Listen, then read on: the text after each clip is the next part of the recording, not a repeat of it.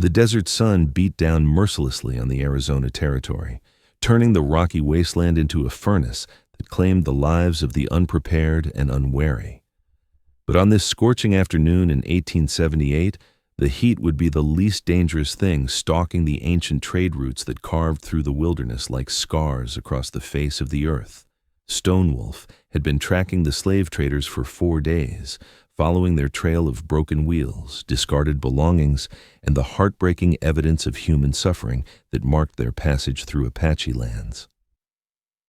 At 29, he was one of the most feared warriors in Chief Victorio's band, a man whose name was whispered with respect and terror from the Rio Grande to the Colorado River. His tracking skills were legendary. His aim with both rifle and bow was deadly accurate, and his hatred for those who trafficked in human misery burned as hot as the desert sun. But nothing had prepared him for what he discovered at the abandoned trading post known as Devil's Crossroads. The ramshackle buildings squatted in a depression between red rock formations like a festering wound in the landscape. Smoke rose from a dying fire, and the stench of unwashed bodies and human desperation hung in the still air like a curse. 3 men lounged in whatever shade they could find, their faces bearing the cruel marks of those who had long ago abandoned any pretense of decency or mercy. And huddled in a wooden cage barely large enough for a dog, Stone Wolf saw her. The girl couldn't have been more than 16, with tangled auburn hair that had once been beautiful and green eyes that held depths of pain no child should ever know. Her dress was torn and filthy, her feet bare and bleeding, her wrists raw from crude rope bindings. But what struck Stone Wolf most powerfully was her absolute silence. Even as one of the traders poked at her with a stick like she was a caged animal, she made no sound, showed no reaction beyond a slight flinching of her shoulders. "Mute as a stone, that one," laughed Jake Morrison, the leader of this particular band of human scavengers. "Found her in a burned-out homestead near Tucson. Whole family dead, house still smoking. Girl won't say a word, but she's healthy enough. Should fetch a decent price in Mexico." But the most shocking thing was what Stone Wolf overheard as he crept closer to their camp. "Boss, you sure she can't talk?" asked the youngest of the 3 men, a nervous kid who still had some conscience left in his eyes.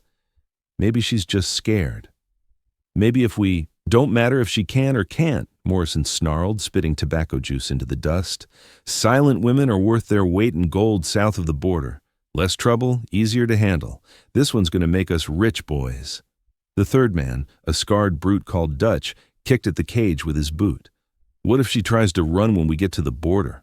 Morrison's laugh was like breaking glass. "Where's she going to run to? Girl's got no family, no home, no voice to call for help. She's perfect merchandise, broken in just enough to be manageable, but still young enough to be valuable." Stone Wolf's hand moved instinctively to his knife as rage flooded through him like molten metal. These men spoke of the girl as if she were livestock, a commodity to be bought and sold without regard for her humanity or suffering. In Apache culture, women were honored and protected, their voices heard and respected in tribal councils. The idea of treating any woman, especially a child, as property was an abomination that demanded justice. But as he watched the girl's hollow, defeated expression, Stone Wolf realized that rescuing her would be only the beginning of a much longer and more difficult journey. And that's when everything changed forever. As the 3 slavers settled down for their afternoon rest, confident in their isolation and the profit their captive would bring, Stone Wolf began to move. He had learned the art of silent killing from his grandfather, a war chief who had fought both Mexican soldiers and American cavalry with equal skill and hatred. Every step was calculated, every breath controlled, every movement as fluid and deadly as a striking rattlesnake. The first man died without ever knowing death had come for him. Stone Wolf's knife slid between his ribs like silk, finding his heart with the precision of a surgeon and the finality of a judge. The second man managed to open his mouth to scream before the Apache's hand clamped over it, and the blade opened his throat in one swift, merciful cut. Morrison, the leader, was awake and reaching for his gun when Stone Wolf emerged from the shadows like an avenging spirit. The slaver's eyes went wide with terror as he recognized the war paint and traditional weapons of an Apache warrior, but his hand never reached his holster. Stone Wolf's tomahawk split his skull with a sound like a melon hitting stone, ending his career in human misery with the same brutality he had shown his victims. The silence that followed was profound and absolute, broken only by the whisper of wind through the rocks and the distant cry of a circling hawk. Stone Wolf cleaned his weapons methodically, then turned his attention to the cage where the girl huddled, her green eyes wide with a mixture of terror and desperate hope. "I am not here to hurt you," Stone Wolf said softly in English, kneeling beside the wooden bars so he wouldn't tower over her in a threatening manner. "These men will never harm anyone again." The girl stared at him for a long moment, her gaze moving from his painted face to the bodies of her captors, then back to his eyes. She opened her mouth as if to speak, then closed it again, shaking her head in frustration and pointing to her throat. Stone Wolf nodded his understanding. "You cannot speak. That is all right. Words are not always necessary between people who understand suffering." He produced his knife and began working on the crude lock that held her cage shut, his movements careful and deliberate so she wouldn't be frightened by the blade. As the lock fell away and the cage door swung open, the girl remained motionless for several heartbeats, as if she couldn't quite believe her imprisonment was truly over. "But you haven't seen the biggest surprise yet." When Stone Wolf extended his hand to help her from the cage, the girl suddenly threw herself forward and wrapped her arms around his neck, her body shaking with silent sobs that seemed to come from the depths of her soul. He could feel the bird-like fragility of her frame, the way her ribs showed through her torn dress, the desperate hunger for human kindness that radiated from her like heat from a dying fire. "Easy, little sister," Stone Wolf murmured, using the Apache term for a young woman who deserved protection and respect. "You are safe now. No one will put you in a cage again." As he held the trembling girl, Stone Wolf noticed something that made his warrior's heart skip a beat. Around her neck, hidden beneath the collar of her tattered dress, hung a small silver cross, but it was engraved with symbols that were unmistakably Apache. Sacred signs that marked her as someone who had been touched by his people's medicine, someone who carried a connection to the spirit world that transcended the boundaries of blood and birth. The implications were staggering. This wasn't just any settler's daughter rescued from slavers. This was a girl who bore the marks of Apache blessing, someone who had been claimed by his people's magic in ways he was only beginning to understand. "Where did you get this?" Stone Wolf asked gently, touching the cross with one finger. The girl's eyes filled with tears as she pointed to herself, then made a series of gestures that told a story more powerful than words. She had been taken in by Apache people as a small child, raised among them, blessed by their medicine men, given their protection and love. The burned homestead where the slavers found her hadn't been her birth family's home. It had been the refuge where Apache friends had hidden her from soldiers and bounty hunters who would have killed her for her association with hostiles. Stone Wolf felt his world shift like sand in a windstorm. This girl wasn't just an innocent victim he had rescued. She was one of his own people, lost and found again in the most unlikely circumstances. Wait, don't miss this crucial detail. As Stone Wolf helped the girl to her feet and began gathering supplies from the slavers' camp, she suddenly grabbed his arm and pointed urgently toward the horizon. Her green eyes were wide with fear as she gestured frantically at something only she had seen or heard. Stone Wolf followed her gaze and felt his blood run cold. A dust cloud was approaching from the east, multiple riders moving fast through the desert heat, more slavers, or perhaps cavalry soldiers drawn by reports of Apache activity in the area. Either way, they needed to leave immediately. But as he lifted the girl onto his horse and swung up behind her, she did something that stopped his heart cold. She turned in the saddle, looked directly into his eyes, and spoke her first words in what he sensed had been months or even years of silence. "Thank you," she whispered, her voice as soft and broken as wind through autumn leaves. "I remember you." Stone Wolf's hands tightened on the reins as the full meaning of her words hit him like a physical blow. She remembered him. But from where? When?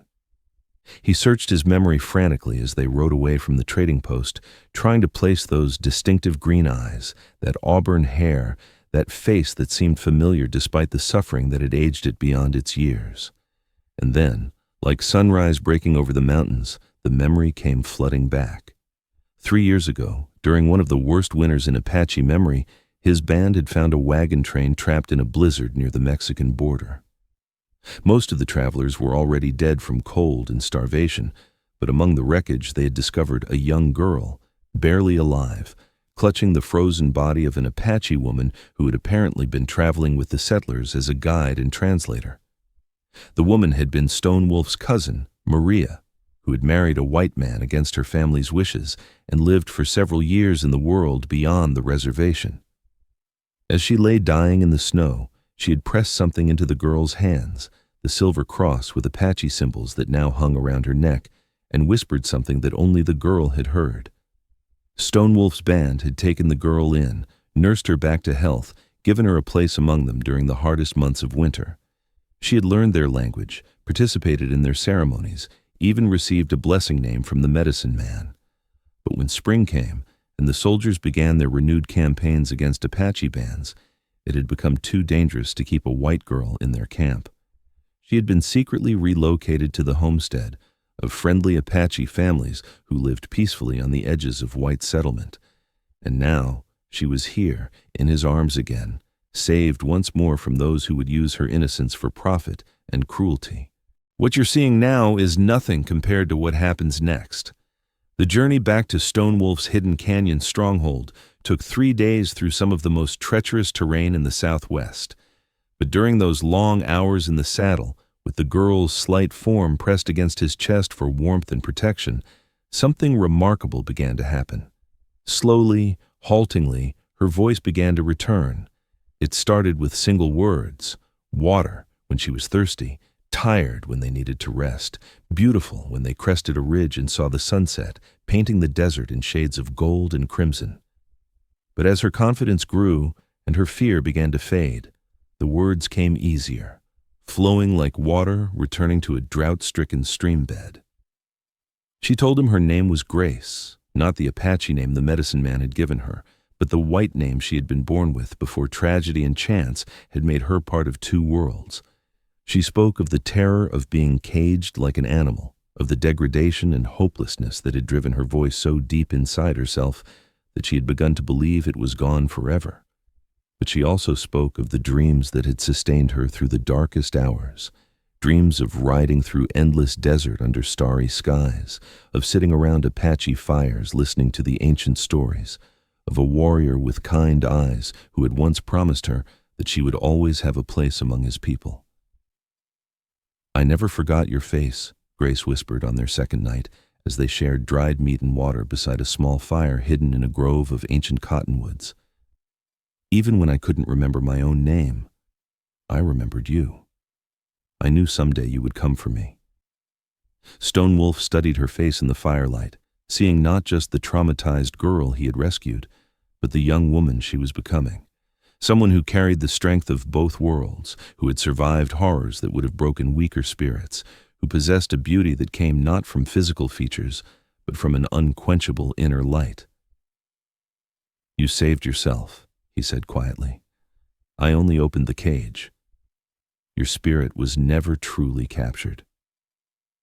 When they finally reached the hidden canyon where Stone Wolf's band had made their temporary camp, the reception was everything he had expected: surprise, suspicion, and guarded curiosity about the white girl who spoke Apache and wore their sacred symbols. But Grace handled the scrutiny with a dignity that impressed even the most skeptical elders. She approached Chief Victoria with the proper respect, offering the traditional greetings she had learned during her previous stay among the people. When the old medicine man examined the cross around her neck and pronounced it genuine, blessed by authentic power, the mood of the camp shifted from suspicion to acceptance. But it was Grace's reunion with Stone Wolf's grandmother, an ancient woman named Desert Rose, that convinced everyone of her legitimate place among them. And that's when the most incredible transformation began. The old woman took one look at Grace and burst into tears, pulling the girl into a fierce embrace that spoke of old grief finally finding resolution. In rapid Apache, she explained to the gathered crowd that this was the child she had mourned for 3 years, the young woman she had prayed to see again before she joined her ancestors in the spirit world. "I taught her to weave," Desert Rose declared, her weathered hands stroking Grace's auburn hair. "I showed her the patterns that tell our people's stories. I gave her the name Singing Bird because even when she could not speak our language, her heart sang with Apache rhythms." Over the following weeks, as autumn settled over the high desert and the band prepared for the challenges of another winter, Grace proved herself in ways that gradually won over even the most doubtful warriors. She worked alongside the women, contributing her skills in healing, cooking, and crafts. She helped care for the children, teaching them English words that might help them survive in an increasingly white-dominated world. Most importantly, she used her unique position as someone who understood both cultures to serve as an interpreter and mediator, helping the band navigate the complex political landscape that threatened their survival with each passing season. Stonewolf watched all of this with growing admiration and something deeper, a feeling that went beyond gratitude or protective instinct into territory that made his warrior's heart beat faster and his dreams more vivid. Grace was no longer the terrified child he had rescued from slavers, but a woman of remarkable strength and wisdom who had found her voice and her place in the world. One evening, as they sat together watching the stars emerge over the canyon walls, Grace spoke the words that would change both their lives forever. "I want to stay," she said simply, "not as a refugee or a guest, but as one of the people. I want to make my life here, with you, if you'll have me." Stonewolf turned to look at her, seeing in her green eyes the same determination that had helped her survive captivity and find her voice again. "You understand what that means? The dangers, the hardships, the uncertainty of our future." Grace smiled, the first truly joyful expression he had seen on her face since the day he found her in that cage. "I understand that home isn't a place or a people you're born to. It's where you choose to plant your heart and let it grow." She reached out and took his hand, her fingers intertwining with his in a gesture that was both innocent and profound. "You saved my life, Stonewolf. Now let me share it with you." The woman who had lost her voice to trauma and terror had found it again in the most unexpected place, and in doing so had discovered not just her own strength, but a love that transcended every boundary society had tried to build between them. If this story moved you, if it reminded you that sometimes the greatest courage comes from learning to speak again after the world has tried to silence you, then you found your home. Subscribe to Wild West Love Stories for more tales of resilience, redemption, and love that grows strongest in the soil of shared struggle and mutual respect. From desert rescues to canyon sanctuaries, every story we tell proves that the human spirit cannot be caged, no matter how dark the circumstances. This is where voices lost are found again, and where hearts learn to sing in harmony despite the chaos of the world around them.